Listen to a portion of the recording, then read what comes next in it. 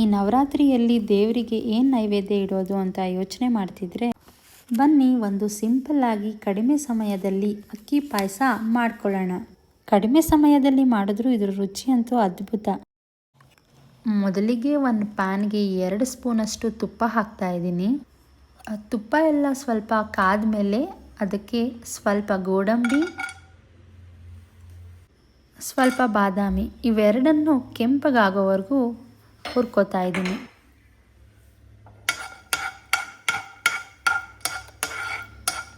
ಇದು ಕೆಂಪಗಾದ್ಮೇಲೆ ಈ ಟೈಮಲ್ಲಿ ಸ್ವಲ್ಪ ಒಣ ದ್ರಾಕ್ಷಿಯನ್ನು ಹಾಕ್ಕೊಳ್ಳೋಣ.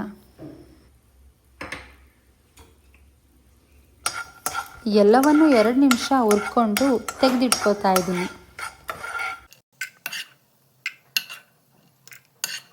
ನಾನಿಲ್ಲಿ ಅಕ್ಕಿನ 1 ಅವರ್ ಮುಂಚೆನೇ ನೆನೆಸಿಟ್ಕೊಂಡಿದ್ದೀನಿ.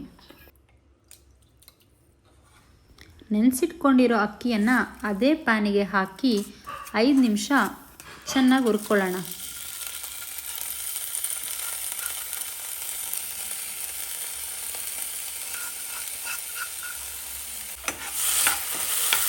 ಸ್ವಲ್ಪ ಈ ಅಕ್ಕಿಯ ಕಲರ್ ಚೇಂಜ್ ಆಗಬೇಕು, ಅಲ್ಲಿವರೆಗೂ ಹುರ್ಕೋತಾ ಇದ್ದೀನಿ.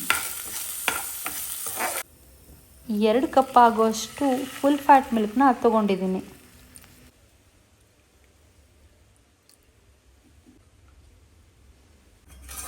ನಾವು ಹಾಕಿರೋ ಅಕ್ಕಿ ಏನಿದೆ ಅದು ಹಾಲಲ್ಲೇ ಬೇಯಬೇಕು.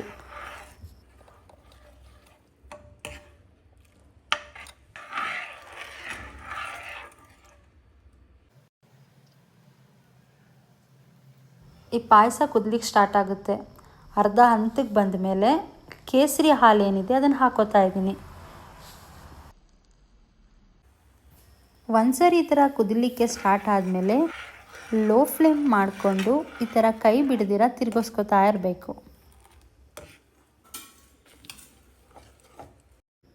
ನಾನೀಗ ಇದಕ್ಕೆ ಸಕ್ಕರೆ ಸೇರಿಸ್ಕೊತಾ ಇದ್ದೀನಿ. 1 ಕಪ್ ಆಗುವಷ್ಟು ಸಕ್ಕರೆ ಸೇರಿಸ್ಕೊತಾ ಇದ್ದೀನಿ. ನಿಮಗೆ ಸ್ವೀಟ್ ಜಾಸ್ತಿ ಬೇಕಿದ್ದರೆ ಇನ್ನೂ ಕೂಡ ಸ್ವಲ್ಪ ಆ್ಯಡ್ ಮಾಡ್ಕೊಳ್ಳಿ.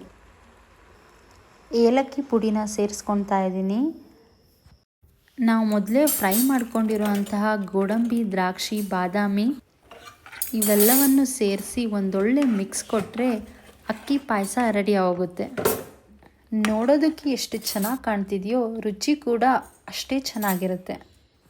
ನೀವು ಕೂಡ ಒಮ್ಮೆ ಟ್ರೈ ಮಾಡಿ ಹೇಗೆ ಬಂತು ಅಂತ ಒಂದು ಕಮೆಂಟ್ ಮಾಡಿ. ಮತ್ತೆ ಇನ್ನೊಂದು ರೆಸಿಪಿಯೊಂದಿಗೆ ಬರ್ತೀನಿ. ಅಲ್ಲಿವರೆಗೂ ನಮಸ್ಕಾರ.